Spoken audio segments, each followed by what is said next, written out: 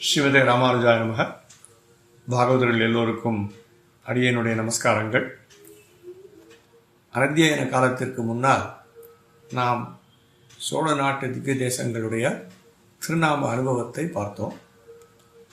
ஆனால் அனத்தியன காலத்தில் 2 மாதங்கள் நம்முடைய திவ்ய தேச திருநாம அனுபவத்தை தொடர முடியவில்லை.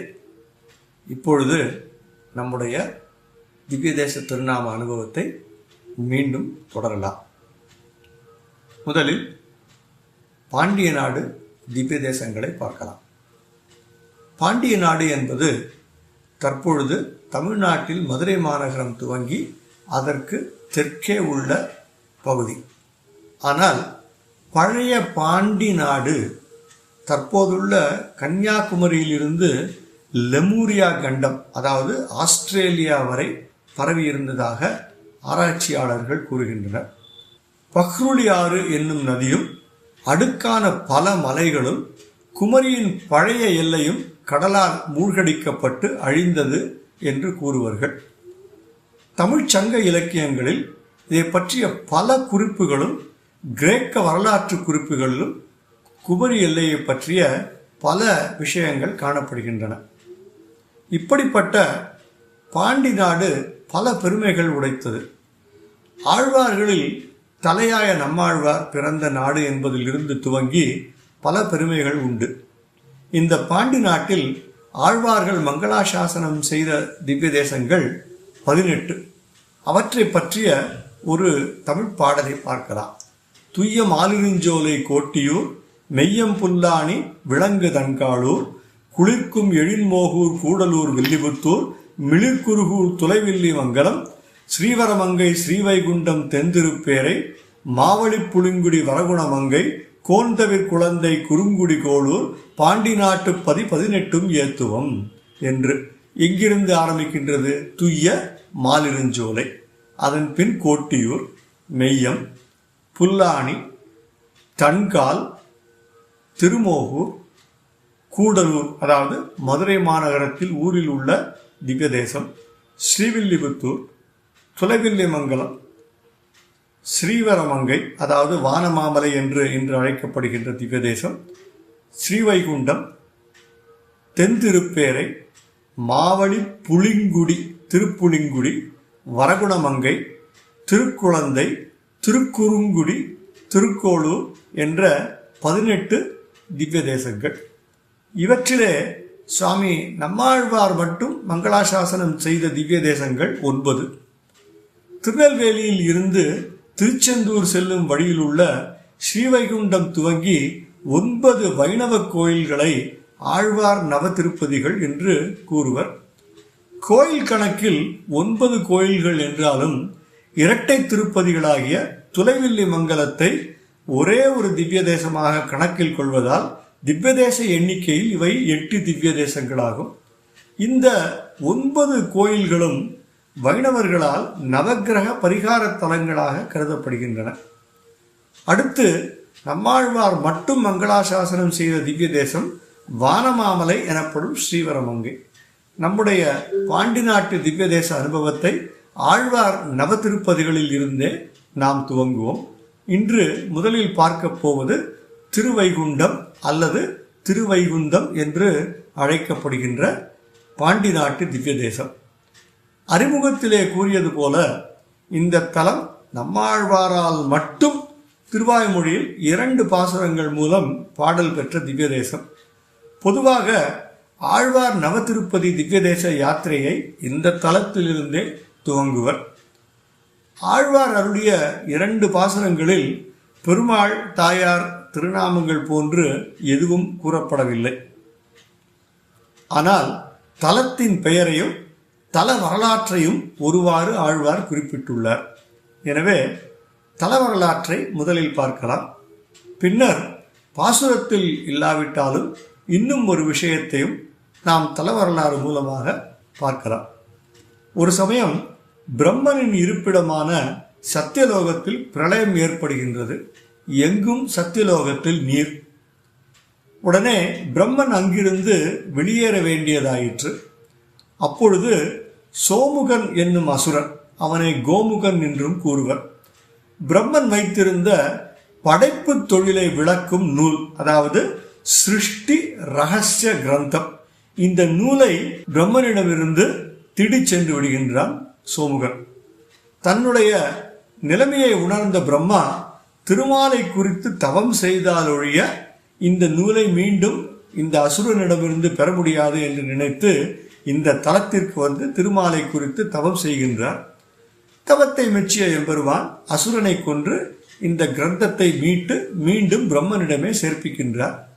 அப்பொழுது பிரம்மன் பெருமாளிடம் வைகுந்தத்தில் இருப்பது போல் இந்த தலத்திலும் நீர் காட்சி தர வேண்டும் என்று விண்ணப்பம் செய்ய அவ்விதமே எம்பெருமான் இந்த தலத்தில் காட்சியளிக்கின்றார். இதனால் இந்த தலத்திற்கு ஸ்ரீ வைகுண்டம் அல்லது திரு வைகுண்டம் அல்லது ஸ்ரீ வைகுந்தம் என்று பெயர் உண்டாயிற்று.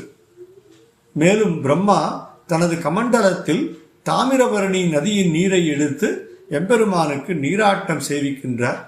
நதிக்கரையிலேயே கலசத்தையும் நிறுவுகின்றார். எனவே தாமிரபரணி நதியும் இந்த திருக்கோயிலில் தீர்த்தமாயிற்று. இங்குள்ள குளமும் பிரம்மன் வைத்த கலசத்தால் கலச தீர்த்தம் என்றே வழங்கப்படுகின்றது. இப்பொழுது பாசுரத்தை பார்க்கலாம். எங்கள் கண்முகப்பே உலகர்களெல்லாம் இணையடி தொழுதெழுந்திரைஞ்சி தங்களன் பாரத் தமது சொல்வனத்தால் தலை தலை சிறந்து பூசிப்ப திங்கள் சேர் மாடத் திருப்புளிங்குடியாய் திருவைகுந்தத்துள்ளாய் தேவா இங்கண்மா ஞாலத்து இதனிலும் ஒரு நாள் இருந்திடாய் வீற்றிடம் கொண்டேன். இந்த பாசுரம் திருவாய்மொழி 9:2-8 பாசுரம். பாசுரத்திலேயே திங்கள் சேர் மாட திருப்புளிங்குடியாய் என்று ஆழ்வார் திருப்புளிங்குடி எம்பெருமானுடைய வைபவத்தை பேசுகின்றார். அந்த அனுபவத்தில் இருக்கும் பொழுதே நடுவே இத்தலத்து எம்பெருமான், அதாவது திருவைகுந்தத்து எம்பெருமான் நடுவிலே புகுந்து எனக்கும் ஒரு பாசுரம் பாடு என்று சொல்ல ஆழ்வார் திங்கள் சேர் மாட திருப்புளிங்குடியாய் என்று துவங்கி திருவைகுந்தத்துள்ளாய் தேவா என்று பாசுரத்தை முடிக்கின்றார். அதன் பின்னர் பிரம்மன் எம்பெருமானிடம் வைகுந்தத்தில் இருப்பதைப் போன்றே இங்கேயே இருக்க வேண்டும் என்று வேண்டியதைப் போலவே ஆழ்வாரும் இங்கண்மா ஞாலத்து இதனுளும் ஒரு நாள் இருந்திடாய் வீற்றிடம் கொண்டே என்று எம்பெருமானை வேண்டியதாகவும் வியாக்கியானங்கள் கூறுகின்றன. எனவே தல வரலாற்றை இந்த பாசுரத்திலே ஆழ்வார் அருளி செய்ததாக வியாக்கியானங்கள் கூறுகின்றன. இன்னொரு சரித்திரம், இந்த சரித்திரம் பாசுரத்தில் இல்லாவிட்டாலும் பெருமாளுடைய திருநாமத்தினுடைய காரணம் இந்த சரித்திரத்தில் இடம்பெற்றுள்ளது. இந்த தலத்தில் காலதூஷகர் என்ற ஒரு திருடன் தினமும் எம்பெருமானை வணங்கிவிட்டுத்தான் திருடச் செல்வான். ஆனால் திருடியதில் பாதியை பெருமாளுக்கு செலுத்தி வருகின்றான். இது பல காலம் நடந்து வருகின்றது. ஒரு நாள் காலதூஷகனும் அவனுடைய துணையாட்களும் அரண்மனையிலேயே திருடுகின்றனர். அப்பொழுது அவனுடைய துணையாட்களில் சிலர் பிடிபடுகின்றனர். அவர்கள் காலதூஷகனை காட்டிக் கொடுக்கின்றனர். காலதூஷகன் உடனே எம்பெருமானிடம் சரணடைகின்றான். எம்பெருமானே காலதூஷகன் வேடத்தில் காவலாளிகளிடம் சிறைப்படுகின்றார். அவர்கள் காலதூஷகனாக இருந்த எம்பெருமானை மன்னனிடம் நிறுத்துகின்றனர். மன்னன் எம்பெருமானை பார்த்த பொழுது அவனுக்கு எம்பெருமான் தான் யார் என்று காட்டிக் கொடுக்கின்றார். உடனே மன்னன் எம்பெருமானை பணிகின்றான்.